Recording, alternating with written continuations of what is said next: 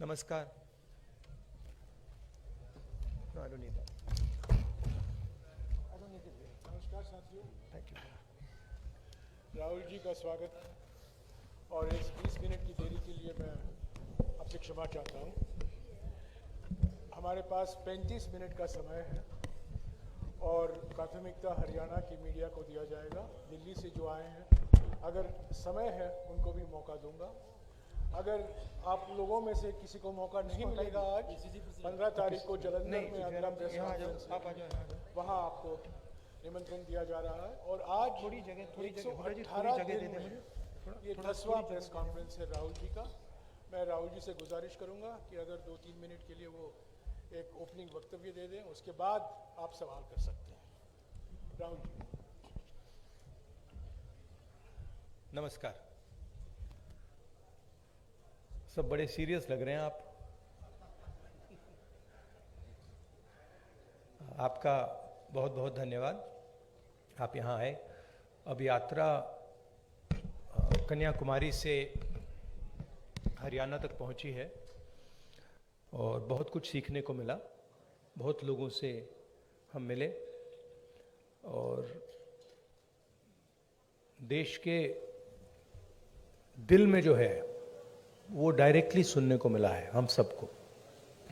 हरियाणा में आपने रिस्पांस देखा, बहुत अच्छा रिस्पांस है, एनर्जेटिक, एंथुजियास्टिक रिस्पांस है।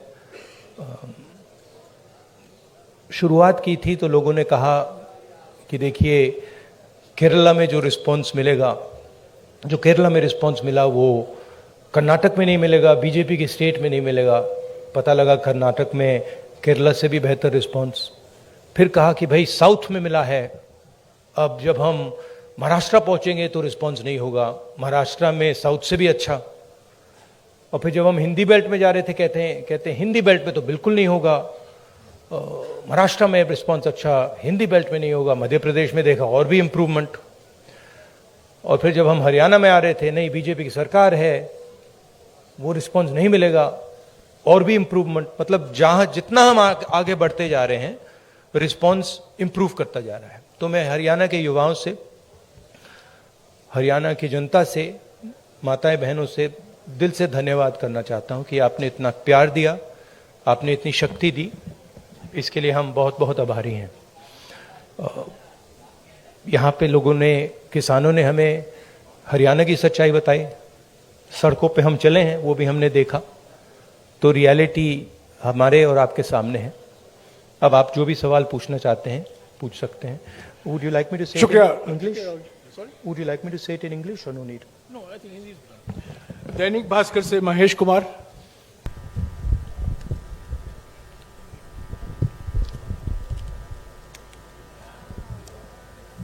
राहुल जी, आपने पानीपत में कहा था मन से। किसमें? मैं महेश कुमार, दैनिक भास्कर से।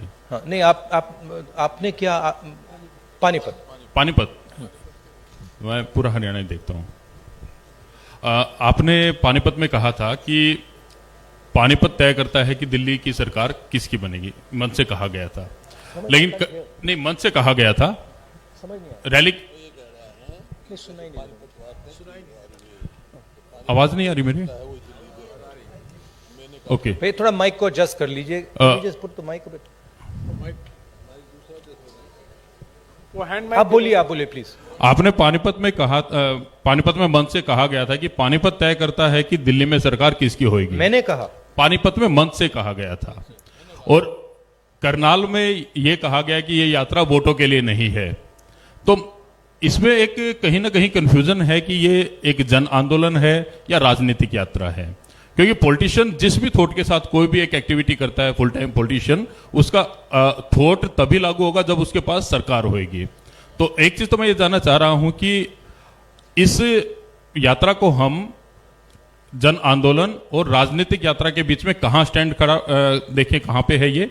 और इसके साथ ही ये चीज है कि एक माइलस्टोन है, ये यात्रा आपकी लाइफ टाइम का है। तो 30 जनवरी के बाद इस माइलस्टोन का टेक अवे पार्टी और आपके पास क्या होगा?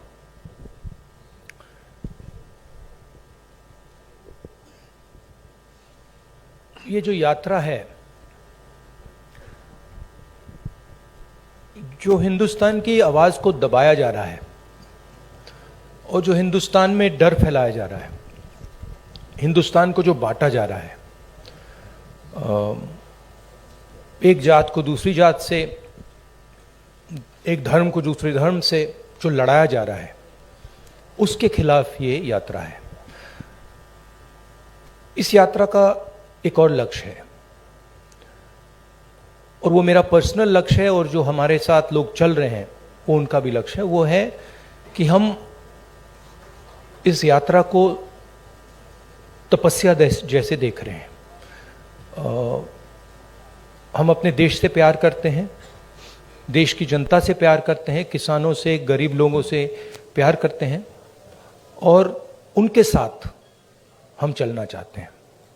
तो यात्रा का लक्ष्य पर्सनल है। यात्रा का लक्ष्य देश की जनता को देश की सच्ची आवाज सुनाने का है। अब देखिए, उससे राजनीतिक फायदा हो, नुकसान हो, उसके बारे में मैं नहीं कह सकता हूं, मगर यात्रा का लक्ष्य अवेयरनेस का है। और जो मेन 3 बातें हैं जो हम सब जगह कहते हैं, भारत जोड़ो, डर के खिलाफ खड़े हो, नफरत मत करो, ये एक मुद्दा है। दूसरा मुद्दा, जो हिंदुस्तान में इकोनॉमिक इनइक्वालिटी हो रही है, जो सारा का सारा धन मीडिया, दूसरे इंस्टीट्यूशंस,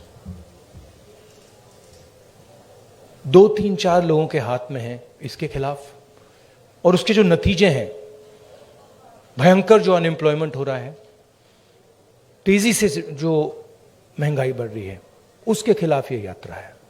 और लोगों को ये मालूम है कि भाई हिंदुस्तान में बेरोजगारी बढ़ रही है तो उसका कारण है कि पूरा का पूरा धन 3, 4, 5 लोगों के हाथ में है। सबको मालूम है। लोगों को यह भी मालूम है कि वो जो धन का कॉन्सेंट्रेशन हो रहा है, पूरा का पूरा पूरी आर्थिक शक्ति जो 3, 4 लोगों के हाथ में जा रही है, उसका नतीजा बेरोजगारी है, उसका नतीजा महंगाई है। लोगों को कनेक्शन मालूम है। तो हम ये बात रखना चाहते हैं और बहुत सक्सेसफुली ये बात यात्रा ने रखी है। इसलिए मैं आपसे कह रहा हूं कि जहां भी हम जा रहे हैं, यात्रा इंप्रूव हो रही है। तो अब ये हमारा लक्ष्य था। दैनिक जागरण से अश्विनी शर्मा, नहीं बताता हूं। देखिए,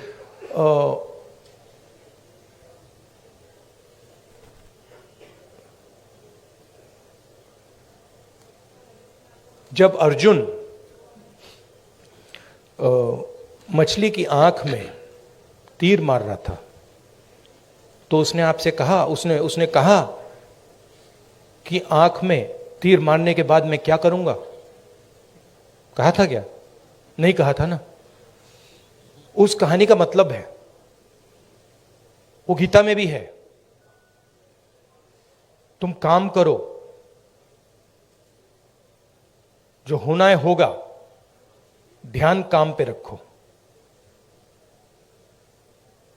तो वही थिंकिंग है यात्रा की भी। आपका सवाल अच्छा है। यात्रा के बाद एक और काम होगा, उसके बाद शायद एक और काम होगा, फिर आपको जवाब मिल जाएगा। शुक्रिया राहुल जी। जागरण से अश्विनी शर्मा, संक्षिप्त में प्लीज। हेलो, संक्षेप में मेरा सवाल इतना है सर कि यात्रा शुरू होने से पहले का राहुल गांधी और आज के राहुल गांधी में कितना अंतर है? हाँ, थैंक यू। हाँ, यात्रा शुरू होने से पहले के राहुल गांधी और करनाल तक पहुंचे, इसमें कितना अंतर आया है आपके अनुभव में और व्यक्तित्व में? भैया, ये तो आपका डिसीजन है। ये तो आप लोग जज, जूरी और एक्सिक्यूशनर हो। मेरा निर्णय तो नहीं है, मेरा डिसीजन तो नहीं है। तो ये तो आपको डिसाइड करना पड़ेगा राहुल गांधी क्या है, कौन है, क्या नहीं है, क्या बदलाव आया, क्या बदलाव नहीं आया। उसमें थोड़ी सी सच्चाई आप बोल सकें तो अच्छी बात होगी, और नहीं बोल सकें तो वो भी ठीक है। पंजाब केसरी से मनोज राणा।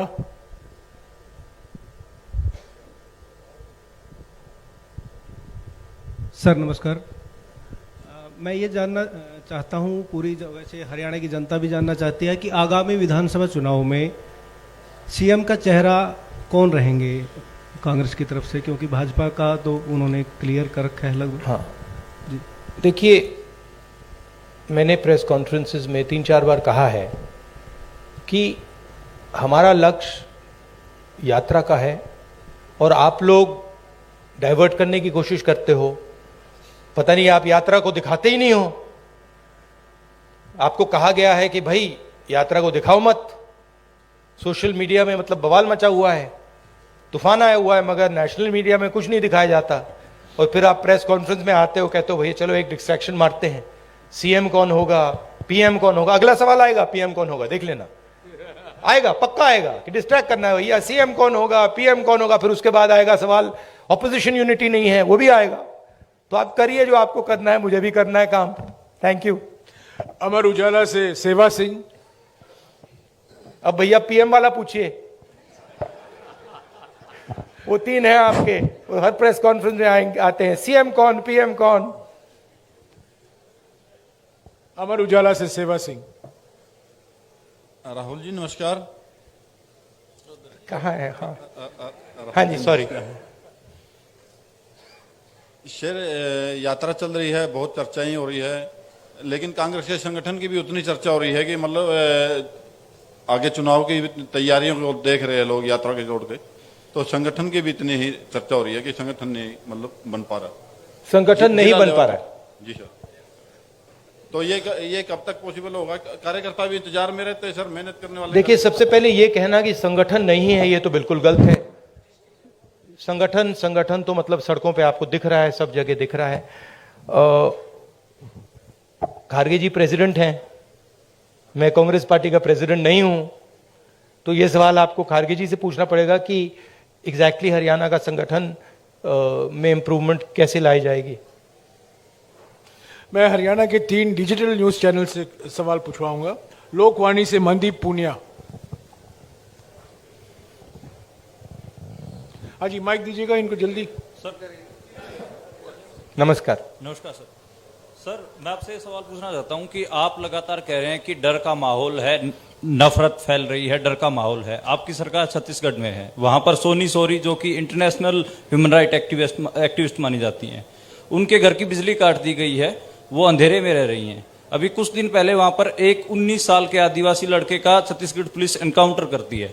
तो डर का माहौल भी आपको दिख रहा है, और क्योंकि इस यात्रा से आप कह रहे हैं कि सिविल सोसाइटी, पत्रकार, वकील, जो भी सेक्शन डरा हुआ है, उसके आप दिल की उसकी मन की उसको डर को आप कम करना चाहते हैं। तो सोनी सोरी जो कि इंटरनेशनल एक्टिविस्ट हैं, वो डर में वहां अंधेरे में बैठी हुई हैं, तो वहां आपकी सरकार है। बाकी अगर आपकी सरकार सेंटर में आ गई तो फिर वही जो छत्तीसगढ़ में रहा, क्या वही होगा? नहीं, सबसे पहली बात यह है, देखने की बात है कि ये जो आपने मेरे सामने सवाल रखा है, ये आप नरेंद्र मोदी जी के सामने रख सकते हैं क्या? सबसे पहली बात ये है। कहां रखे हैं आपने? नहीं, कवरेज एक व्यक्ति के सामने सवाल रखना और कवरेज करना में बहुत फर्क होता है। प्रधानमंत्री जी ने ऐसे कितने प्रेस कॉन्फ्रेंस किए हैं जहां पे कोई भी पत्रकार उनसे ऐसा सवाल पूछे। सबसे पहली बात यह है, ठीक है। दूसरी बात यह है कि मैं कह रहा हूं कि देश की जनता को बांटकर उनमें नफरत फैलाई जा रही है। हिंदू मुस्लिम, अलग अलग जात के लोगों को लड़ाया जा रहा है। क्या कांग्रेस पार्टी ये करती है? कांग्रेस पार्टी ने कभी कहा है कि एक जात के व्यक्ति को दूसरे जात के व्यक्ति की हत्या करनी चाहिए? कांग्रेस पार्टी ने कभी कहा है कि एक धर्म को दूसरे धर्म से लड़ाया जाना चाहिए? कभी नहीं कहा है, हिस्ट्री में कभी नहीं कहा है। तो दूसरी बात यह है।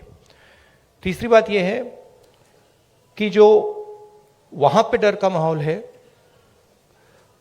उसके बारे में आपने हमें बताया है, हम जाके उसको देखेंगे और अगर वहाँ पे हम उसको उसके बारे में बोल सकते हैं, मैं बोलूँगा, ठीक है। और अगर वहाँ पे कुछ गलत हो रहा है तो मैं पर्सनली जाके उसको देख के उसमें मेरी जो राय होगी मैं रखूँगा, ठीक है। मगर मेन बात यह है कि जो देश में आज नफरत फैलाई जा रही है, जो हिंसा की जा रही है, वो छत्तीसगढ़ सरकार एज अ पॉलिसी नहीं कर रही है। वहाँ पे इश्यूज हैं, वहाँ पे लैंड एक्विजिशन की इश्यूज हैं और वहाँ पे टेंशन है, मगर हमारी पॉलिसी वो नहीं है। धन्यवाद। मसले से सर्वमित्र कंबोज। नमस्कार सर। इधर सर, मैं देख रहा हूं आप स्पीच में जवान और यात्रा के बाद मैं आपको बताना चाहता हूं कि मैं पर्सनली वहां जाऊंगा और पर्सनली इस बात को समझने की कोशिश करूंगा। अगर वहां पे कोई कमी है तो उसको मैं सुधारूंगा। नमस्कार सर, इधर ही। सर, आप नमस्कार। हर स्पीच में तकरीबन जवान और किसान की बात करते हैं। हाँ जी। किसान की अगर बात करें तो आपको पता है लंबा आंदोलन हमारे देश में हुआ, हालांकि सरकार ने कानून वापस ले लिए, लेकिन एमएसपी का मुद्दा अभी भी बरकरार है। उसके लिए किसान अभी भी संघर्ष कर रहा है। पंजाब में अभी चल रहा है, हरियाणा में भी चल रहा है। आपकी सरकार थी तब स्वामीनाथन आयोग की रिपोर्ट आ गई थी, लेकिन आपने लागू नहीं की। क्या अगर आपकी सरकार आ जाती है तो आप स्वामीनाथन आयोग की रिपोर्ट को लागू करेंगे? और जो किसान एमएसपी मांग रहा है, क्या वो आप एमएसपी देंगे? देखिए, ऐसी ये जो चीजें होती हैं, ये ऐसे कैजुअली नहीं कहा जा सकता है, ठीक है। कि भैया, सबसे पहले मैं एक कांग्रेस पार्टी का मेंबर हूं, कांग्रेस पार्टी का लीडर हूं, बहुत सारे और हैं। तो अगर हम इस बात को सीरियसली कहना चाहते हैं तो ये डिस्कशन हम अपनी मैनिफेस्टो कमिटीज में करते हैं और उसको सीरियसली असेस करते हैं जी। उसके फाइनेंशियल इंप्लीकेशंस असेस करते हैं, उसके दूसरे इंप्लीकेशंस असेस करते हैं और फिर उस पर निर्णय लेते हैं जी। मैं यहां कह सकता हूं हाँ करेंगे ना करेंगे, उसका कोई मतलब नहीं है। जो हमारे मैनिफेस्टो में आएगा वो हमारा डिसीजन होगा और वो गारंटी करके हम करेंगे। जैसे हमने न्याय योजना के बारे में कहा था, हमने अलग अलग स्टेट्स में कर्जा माफी की बात की थी। जब हमारे मैनिफेस्टो में आ जाता है वो होगा ही होगा, ठीक है। तो पहली बात ये है। दूसरी बात ये है कि हम एक्सेप्ट करते हैं कि जो किसान है उसको चारों ओर से घेरा जा रहा है। उसको डायरेक्टली मारा जा रहा है, फ्यूल प्राइसेस से लेकर डायरेक्ट डीजल पेट्रोल के प्राइस से डायरेक्ट मारा जा रहा है। उसको इनडायरेक्टली मारा जा रहा है। बीमा का वो पैसा देता है, तूफान आता है, आंधी आती है, उसको पैसा नहीं मिलता। उसको डायरेक्टली खाद की प्राइसेस से मारा जा रहा है। तो हम एक बात एक्सेप्ट करते हैं कि जो हमारे देश की जो रीढ़ की हड्डी है, जो रीढ़ की हड्डी प्रोडक्शन करता है, जो हमें भोजन देता है, उस पर आक्रमण हो रहा है।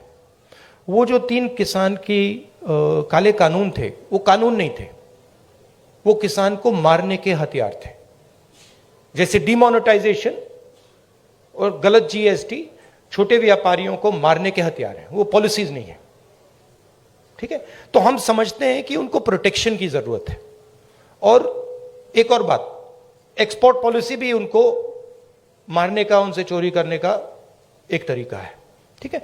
तो हम जानते हैं कि किसान पर आक्रमण हो रहा है और मैं आपको एक बात की गारंटी दे दूंगा कि कोई भी कांग्रेस पार्टी की सरकार आएगी, वो आक्रमण बंद होगा, किसान की रक्षा होगी, उसकी प्रोटेक्शन होगी।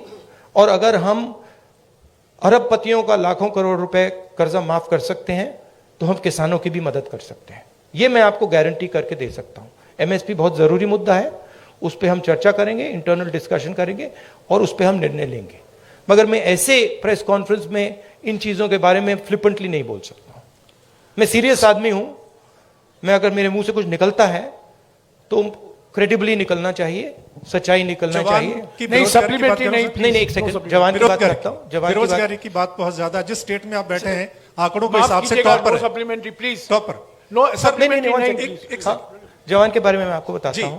आपके एक सेकंड सर। आप कहते हैं कि कोई इंजीनियरिंग में जा रहा है, कोई मेडिकल करता है, आईएएस करना चाहते हैं, लेकिन जॉब्स नहीं है। यानी कि उनको पता नहीं कितनी जॉब्स हैं। तो आपके पास क्या ऐसा रोड मैप है? हमारे देश में हर साल लाखों ग्रेजुएट निकलते हैं, पोस्ट ग्रेजुएट निकलते हैं, सरकारी और प्राइवेट नौकरी में ऐसा कौन सा रोड मैप होगा कि हम उनको सेट कर पाएं? देखिए, ये देश अपने युवाओं से झूठ बोल रहा है, ठीक है? झूठ क्या है? मैं अब 3000 किलोमीटर चला हूं, युवाओं से मैं पूछता हूं, बच्चों से पूछता हूं क्या करना चाहते हो, 5 जवाब मिलते हैं। Engineer, doctor, lawyer, army, administration, ठीक है? और सारे के सारे, मतलब हजारों बच्चों ने मुझे ये 5 जवाब दिए हैं। रियलिटी ये है कि इनमें से 10% को, 15% को, ज्यादा से ज्यादा 10% भी मुश्किल है, 10% को इंजीनियर, डॉक्टर, लॉयर ये जॉब्स मिल जाएंगे, बाकी को नहीं मिलेंगे। तो इन सबके सपने टूटेंगे। मेरे पास एक बच्ची आई, कहती है मैं आईएएस में जाना चाहती हूं। मैंने कहा ठीक है बेटा, आईएएस में हर साल कितने लोग जाते हैं? मुझे कहती है 5 लाख लोग जाते हैं। मैंने उससे कहा नहीं बेटा, 5 लाख लोग नहीं जाते हैं, 150 लोग जाते हैं। रोने लग गई। तो ये देश अपने बच्चों से, अपने भविष्य से झूठ बोल रहा है और ये इनका दिल तोड़ेगा। हर रोज इनका दिल टूटता है, इनके सपने टूटते हैं। क्यों टूटते हैं? क्योंकि जो लोग इस देश को रोजगार दे सकते हैं, उनकी हम मदद नहीं करते हैं, उनकी हम प्रोटेक्शन नहीं करते हैं, उनके स्ट्रक्चर के बारे में हम नहीं सोचते। रोजगार कहां से आएगा? रोजगार अगर आप सेकंड ग्रीन रेवोल्यूशन करोगे, एग्रीकल्चर को ट्रांसफॉर्म करोगे, फूड प्रोसेसिंग फैक्ट्रीज के जाल बिछाओगे, रोजगार वहां से आएगा। करोड़ों लोगों को रोजगार मिल सकता है और रिस्पेक्टेबल रोजगार मिल सकता है। दूसरी बात, जो स्मॉल और मीडियम इंडस्ट्रीज को डिस्ट्रॉय किया गया है, और कोई शब्द ही नहीं है, डिस्ट्रॉय किया गया है। जीएसटी, डिमोनेटाइजेशन और कोविड के समय जो किया, वो दूसरे लोग हैं जो रोजगार दे सकते हैं, करोड़ों लोगों को रोजगार दे सकते हैं। मैं आपसे सवाल पूछना चाहता हूं, आप मुझे वो नाम बता दीजिए जो छोटी कंपनी चलाता हो, स्मॉल और मीडियम साइज इंडस्ट्री चलाता हो, जो आज लाखों करोड़ का मालिक हो गया है। नाम बता दो मुझे। आप ये होंडा गाड़ी चलाते हैं, इसका मालिक मैकेनिक था।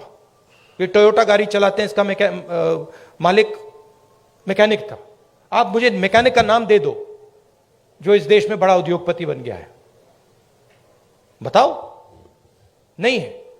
तो जो रोजगार दे सकते हैं, जो सपने पूरे कर सकते हैं, उनको उनकी हत्या हो रही है। तो रोड मैप क्या है? रोड मैप यह है कि जो स्मॉल और मीडियम इंडस्ट्री की बेस है हिंदुस्तान की, उसको प्रोटेक्ट करा जाए, उनको फाइनेंस दिया जाए, और ये जो छोटे छोटे बिजनेसेस हैं, इनको टेक्नोलॉजी के साथ ट्रांसफॉर्म करके इनमें से 5-10% को बड़े बिजनेसेस बना जाए। ये दूसरा रोड मैप है। तीसरा रोड मैप है कि हमारा जो शिक्षा का सिस्टम है, ये सिर्फ 5 चीजें सिखाने की कोशिश कर रहा है, मतलब 5 रास्ते दिखा रहा है। इस देश में लाखों रास्ते हैं। जिस दिन ये देश स्किल्स की रिस्पेक्ट करना शुरू कर जाए, उस दिन ये देश सच्चा सुपर पावर बन जाएगा। उस दिन तक ये सब खोखला है। इस देश में स्किल्स जो होती हैं, चाहे वो बढ़ई की हो, चाहे वो मैकेनिक की हो, किसी की भी हो, चाहे वो किसान की हो, उसकी कोई इज्जत नहीं करता है, उसका मजाक उड़ाते हैं, देखो ये क्या कर रहा है। जिस दिन वो हो जाएगा, उस दिन ये देश चाइना का मुकाबला कर जाएगा और यहां पे made in India, made in India, made in India सब जगह दिखना शुरू हो जाएगा। वो रोड मैप है। धन्यवाद। शुक्रिया राहुल जी। हमारे पास सिर्फ 10-12 मिनट है। सवाल संक्षिप्त में कीजिएगा और फिर से गुजारिश करूंगा सप्लीमेंट्री मत पूछिएगा प्लीज। ये रैपिड फायर होना है, कई लोग को मौका देना चाहता हूं मैं। सत्य खबर से सत्य सिंह। सर नमस्ते सर। पिछले काफी समय से हम लोग देख रहे हैं कि जो कांग्रेस पहले डिफेंस मोड में रहती थी अब अटैकिंग मोड में है। हर जगह पे जवाब दिया जा रहा है, आपकी टीम ये अच्छा काम कर रही है। पर मैं हरियाणा के संदर्भ में आपसे एक सवाल करना चाहता हूं और वो सेंटर से ही सवाल रहता है। अभी पीछे राज्यसभा का चुनाव था, अजय माकन जी ने चुनाव लड़ा था। उस समय में एक क्रॉस वोटिंग हुई थी, कांग्रेस के पास वोट पूरे थे, उसके बावजूद कांग्रेस अपना राज्यसभा का सदस्य नहीं भेज पाई थी। उस पे ना आज तक कोई जांच की बात आई है और ना अभी तक उस पे कोई कार्रवाई जैसी बात है। सर आपसे मैं ये जानना चाहता हूं क्या इस प्रकार के मुद्दों पर भी, जिस प्रकार से देखिए सोशल मीडिया की बात करें, सोशल फेस बनाने की बात करें, कांग्रेस का जबरदस्त फेस होता जा रहा है, क्या ऐसे मुद्दों पर भी पार्टी में चर्चा होती है? Distraction attempt number 2। देखिए ये ऑर्गेनाइजेशनल मामला है, यहां पे पीसीसी प्रेसिडेंट बैठे हैं, खारगे जी प्रेसिडेंट हैं, ये आप उनसे पूछिए, इनसे पूछिए। मेरा लक्ष्य क्लियर है, जो देश की आवाज है उसको सामने लाने का। अच्छा अटेम्प्ट था, मैं कहूं कि उससे अच्छा था, ज्यादा सोफिस्टिकेटेड था, मगर मैं डिस्ट्रैक्ट नहीं होऊंगा। Thank you. शुक्रिया राहुल जी। टोटल टीवी से प्रदीप। नमस्कार राहुल जी, धन्यवाद। नहीं, एक और बात जो आपने कहा, नहीं एक बात आपने कही जो जिसका मैं जवाब देना चाहता हूं। आप बैठ सकते हैं, ये कांग्रेस का प्रेस कॉन्फ्रेंस है, बीजेपी का नहीं है, आरएसएस का नहीं है। राहुल जी समय की पाबंदी भी है। नहीं, मगर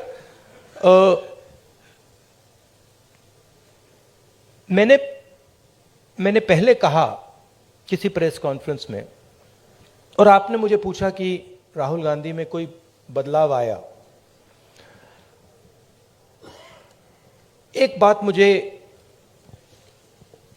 बहुत गहराई से समझ आ गई है कि ये जो लड़ाई है ये एक्चुअली राजनीतिक लड़ाई नहीं है। सुपरफिशियली ये राजनीतिक लड़ाई है। जब हम बीएसपी से लड़ते हैं या टीआरएस से हमारा चुनाव होता है तो वो राजनीतिक लड़ाई होती है। मगर अब देश में एक चेंज आ गया है। जब से आरएसएस ने इस देश के जो इंस्टीट्यूशंस हैं उनको पकड़ा है, उस दिन से ये लड़ाई राजनीतिक नहीं रही। इसका ये अब दूसरी लड़ाई हो गई है। उसको आप विचारधारा की लड़ाई कह दीजिए, उसको आप धर्म की लड़ाई कह दीजिए, उसको आप कोई भी फ्रेमवर्क दे सकते हैं, मगर वो राजनीतिक लड़ाई नहीं है।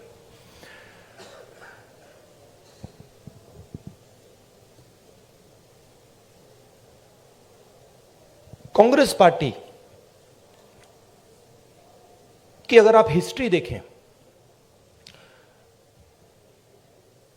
जो आपने कहा कार्यकर्ता में जोश आ गया है, यह तपस्या का संगठन है। इसको अगर आप तपस्या में लगाते हैं तो इसकी एनर्जी बढ़ती है। बीजेपी पूजा का संगठन है, उसको अगर आप पूजा में लगाएंगे उसमें स्ट्रेंथ आती है। अब बीजेपी, अब पूजा दो तरीके की होती है, धर्म की बात कर रहा हूं। पूजा नॉर्मली होती है कि भाई मैं भगवान के पास जाता हूं और मैं उनसे कुछ मांगता हूं, मगर इनिशिएटिव जो पूजा करता है उसका होता है। ठीक है, आरएसएस की पूजा अलग है। आरएसएस चाहता है कि फोर्सिबली उनकी पूजा हो।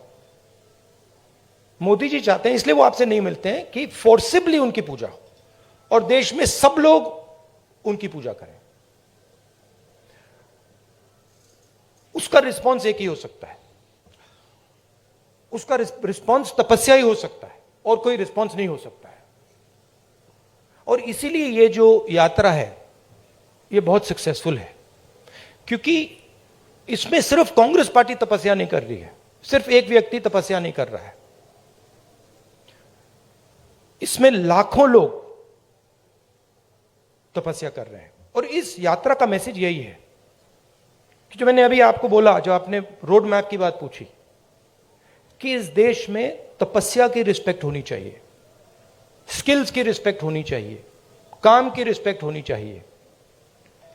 कांग्रेस पार्टी यह कहती है, हिस्टोरिकली यह कहा है, और बीजेपी कहती है, आरएसएस कहती है कि नहीं भैया, तपस्या की कोई रिस्पेक्ट नहीं होनी चाहिए, जो हमारी पूजा करेगा उसकी रिस्पेक्ट होगी। अब आप इस फ्रेमवर्क से नोटबंदी को देखिए, क्या नोटबंदी ने हिंदुस्तान के गरीब की तपस्या की रिस्पेक्ट की? बिल्कुल नहीं। वो तपस्या पर आक्रमण था। उसका मैसेज था किसान से, छोटे मजदूर से, छोटे व्यापारी से, भैया तू जितनी तपस्या करनी है तू कर ले, कुछ फर्क नहीं पड़ेगा, जला देंगे। और बीजेपी आरएसएस इस देश को फोर्स्ड पूजा की ओर ले जा रही है, धन का प्रयोग करके, इंस्टीट्यूशंस को कैप्चर करके, लोगों को डरा के, आप लोगों को डरा के। वो आपसे कह रहे हैं भैया तपस्या मत करो, आपसे कह रहे हैं आपकी जो तपस्या है, जो सच्चाई मतलब आपको अपने टेलीविजन स्क्रीन पे डालनी है, वो मत करो, मार देंगे, हमारी पूजा करो। इसीलिए प्रधानमंत्री जी आपके सामने नहीं आ सकते, क्योंकि उसमें आपकी तपस्या की झलक दिख जाएगी, कहीं ना कहीं से कोई सवाल पूछ जाएगा। तो ये लड़ाई है पूजा और तपस्या के बीच में। हमारा संगठन तपस्या का है, और अगर हमारे संगठन में कमी है तो तपस्या की कमी थी, और उस यात्रा ने इसको क्लियर कर दिया है कि यह तपस्या का संगठन है, वो पूजा का संगठन है। उनका वो काम है, हमारा ये काम है। राहुल जी नमस्कार। शुक्रिया राहुल जी। टोटल टीवी से प्रदीप।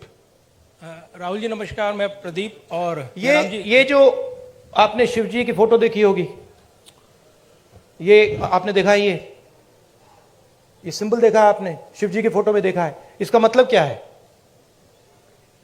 कोई बता सकता है? आप कहेंगे आशीर्वाद। आशीर्वाद नहीं है, ये अभय मुद्रा है, डरो मत। ये तपस्या का सिग्नल है, अपना काम करो, तपस्या करो, डरो मत। इसीलिए तो कांग्रेस का ये सिंबल है। नहीं, आप हंस रहे हो, मैंने रिसर्च किया है, ये सिंबल कहां से आया, कैसे आया, मैं आपको किसी दिन बता दूंगा, आप हैरान हो जाओगे। अच्छा, आपने गुरु नानक की फोटो देखी है? उसमें भी आपने देखा होगा, देखिए ना। बुद्धा की फोटो देखी है? उसमें भी अभय मुद्रा। महावीर जी की फोटो देखी है? उसमें भी अभय मुद्रा। तो तपस्या डर में बहुत बड़ा गहरा लिंक है, और ये चाहते हैं, और ये इन्होंने पहले भी किया था। फ्रीडम की जो लड़ाई थी, आजादी की जो लड़ाई थी, वो तपस्या की लड़ाई थी, और इन्हीं लोगों ने अंग्रेजों से पूजा करवाई थी। तो हिस्ट्री है ये, उसको मिटाया नहीं जा सकता, रिपीट हो रही है। शुक्रिया राहुल जी। मेरा डर है कि मैं 5 मिनट में इसको जवाब खत्म अच्छा नहीं कर लगा पाऊंगा। राहुल जी 5 मिनट है, सिर्फ 5 मिनट है प्लीज। फाइनली टोटल टीवी से प्रदीप। फाइनली धन्यवाद राहुल जी। नमस्कार जयराम जी, धन्यवाद आपका सवाल पूछने का मौका देने के लिए। राहुल जी, हमने देखा है जब ये यात्रा चल रही है, आपकी टी शर्ट बहुत चर्चाओं में है, और खासतौर से मुझे आप लोगों ने डांट भी पड़वा दी, और ये डांट पड़वा दी आपने मुझे। टी शर्ट कर करके मामा ने डांट मार दी मुझे कि तुम कैसे घूम रहे हो। राहुल जी, सवाल मेरा यह है कि ये यात्रा जो है राहुल गांधी की इमेज बदलने में कितनी कामयाब रही है? चर्चा ये भी है राहुल गांधी की इमेज बदली है, आप इसे एक बड़ी उपलब्धि व्यक्तिगत तौर पर देखते हैं? और दूसरा सवाल इसी से जुड़ा, नहीं, एक ही सवाल प्लीज प्रदीप, एक ही सवाल प्लीज। हरियाणा का जिक्र प्लीज, मुझे रोकना पड़ेगा आपको, प्लीज एक ही सवाल। राहुल गांधी आपके दिमाग में है, मैंने मार दिया उसको, वो है ही नहीं, मेरे माइंड में है ही नहीं, गया, वो गया। जिस व्यक्ति को आप देख रहे हो वो राहुल गांधी नहीं है, वो आपको दिख रहा है। बात नहीं समझे आप? हिंदू धर्म को पढ़ो थोड़ा, शिव जी को पढ़ो, समझ आ जाएगी बात। ऐसे मत हैरान मत हो, हैरान मत हो। राहुल गांधी आपके दिमाग में है, मेरे दिमाग में है ही नहीं।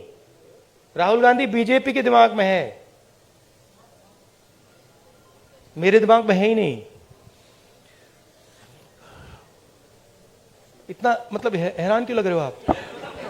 शुक्रिया शुक्रिया प्रदीप। इमेज का मुझे कुछ सप्लीमेंट्री लेना देना में- नहीं है, इमेज में कुछ इंटरेस्ट नहीं है। जो इमेज आप रखना चाहते हो रख दो, अच्छी रखनी है रख दो, खराब रखनी है रख दो, वो आपका है, मेरा नहीं है, कोई फर्क नहीं पड़ता मुझे। मुझे अपना काम करना है। जनता टीवी से स्पर्श शर्मा। हैरान क्यों लग रहे हो आप? राहुल जी 2-3 सवाल बाकी हैं, प्लीज इनको ले लीजिएगा। जनता टीवी से स्पर्श शर्मा। सर सामने। सर, मध्य प्रदेश को लेकर आपने कहा था कि जो सरकार है वहां पर बनती हुई नजर आएगी। हरियाणा में आप इतने दिन से घूम रहे हैं, हरियाणा को लेकर असेसमेंट किस तरीके का है आपका सर? प्लस सर, जोशीमठ में जिस तरीके के हालात है सर, उसको लेकर क्या कहेंगे? देखिए, हरियाणा का मैं आपको बता देता हूं, और सिर्फ हरियाणा का नहीं, नॉर्दर्न बेल्ट में एक्चुअली काफी हैरान हुआ कि आप लोगों ने कहा था कि नॉर्दर्न बेल्ट में रिस्पॉन्स अच्छा नहीं आएगा। नॉर्दर्न बेल्ट में सदर्न बेल्ट से अच्छा रिस्पॉन्स आ रहा है। यूपी में आपने देखा, पता नहीं देखा या नहीं, यूपी में, मध्य प्रदेश में, राजस्थान में और हरियाणा में ट्रेमेंडस रिस्पॉन्स है, बहुत अच्छा रिस्पॉन्स है। तो यहां पॉजिटिव ही होगा, कांग्रेस पार्टी की सरकार आएगी विदाउट डाउट। मगर मेरे लिए वो ज्यादा इंपॉर्टेंट नहीं है, फ्रैंकली मैं आपको बताऊं। चाहे वो मध्य प्रदेश की बात हो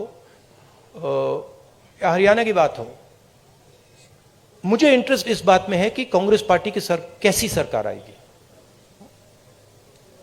और मैं उस बात को गारंटी करना चाहता हूं कि कांग्रेस पार्टी की सरकार हरियाणा में आए, मध्य प्रदेश में आए, तो वो किसानों की सरकार हो, रिस्पेक्ट की सरकार हो, सब लोगों को सुनने की सरकार हो।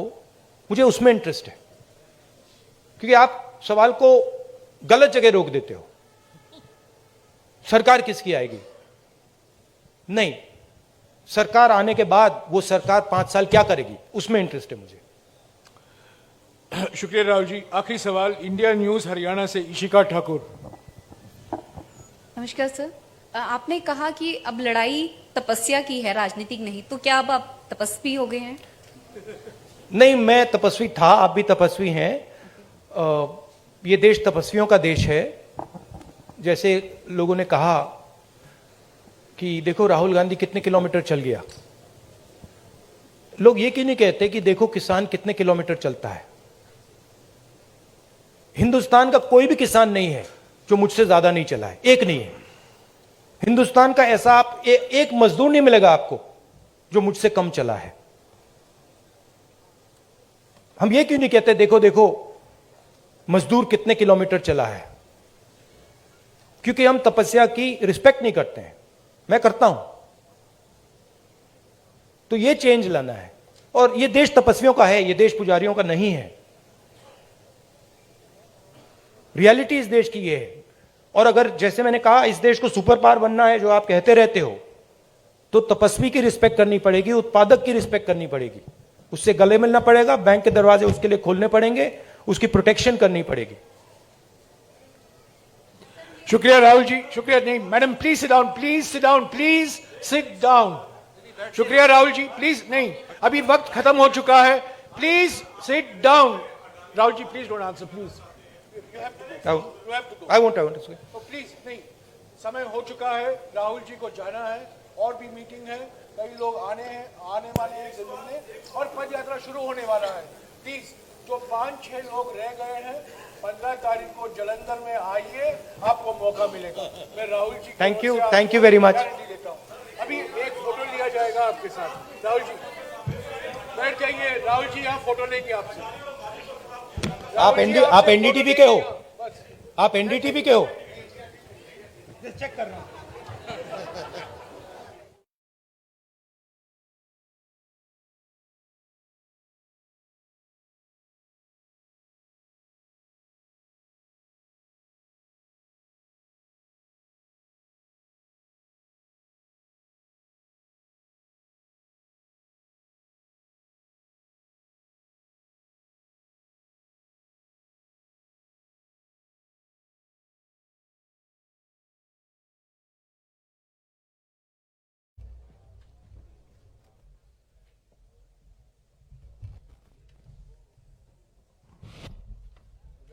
नमस्कार। No, I don't need that. I don't need it. नमस्कार साथियों, Thank you. राहुल जी का स्वागत है और इस 20 मिनट की देरी के लिए मैं आपसे क्षमा चाहता हूं। हमारे पास 35 मिनट का समय है और प्राथमिकता हरियाणा की मीडिया को दिया जाएगा। दिल्ली से जो आए हैं, अगर समय है उनको भी मौका दूंगा। अगर आप लोगों में से किसी को मौका नहीं मिलेगा आज 15 तारीख को जलंधर में अगला प्रेस कॉन्फ्रेंस वहाँ आपको निमंत्रण दिया जा रहा है और आज 118 दिन में